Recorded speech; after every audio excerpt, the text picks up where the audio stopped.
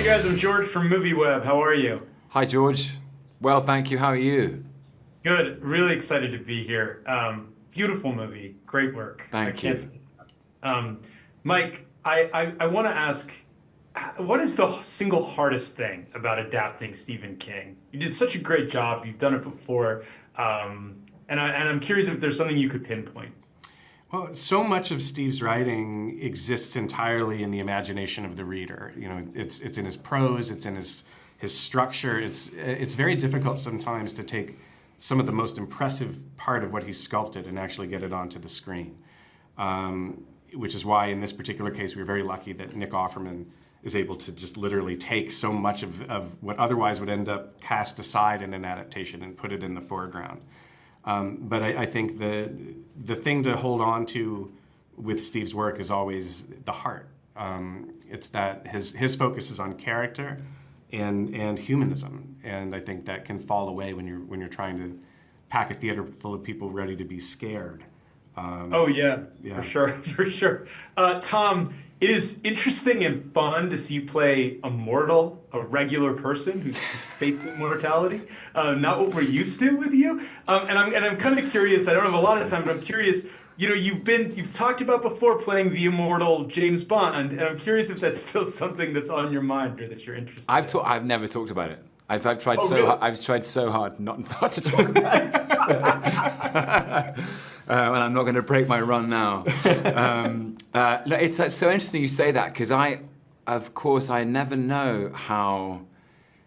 I can never really know how my work resonates with the audience, and so I feel like I have played a few mortals, but maybe obviously Loki is not a mortal. I think, in fact, he'd even be offended by the question.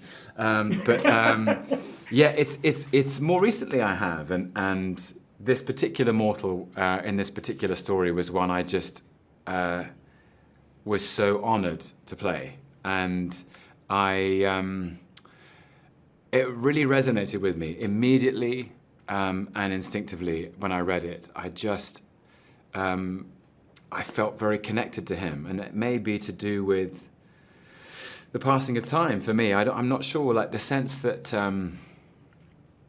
of course, as we get older, the years go by faster, and we've all been through a lot in recent years, and there was a sense of none of us know the day or the date of the end of our lives, and I don't. But I know that I'm getting older, and I found this kind of moment in time that is crystallized in the dance, that actually he's at a point of transition, Chuck, in his life, his physical health and his mental health, but he doesn't know it.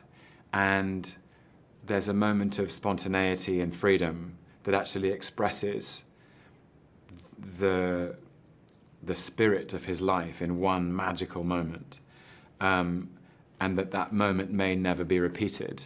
And it just was so, the idea that every ordinary life is not ordinary at all. It's actually extraordinary if we have the curiosity to learn about what's going on in our internal world. And I found the wisdom in the story very moving. So yeah, I was happy to play this mortal. I have to wrap, but that's a beautiful answer, and I am so glad that all of that goes into it because it all comes through. Thank you both so much. Thank you so much. Congratulations on the film.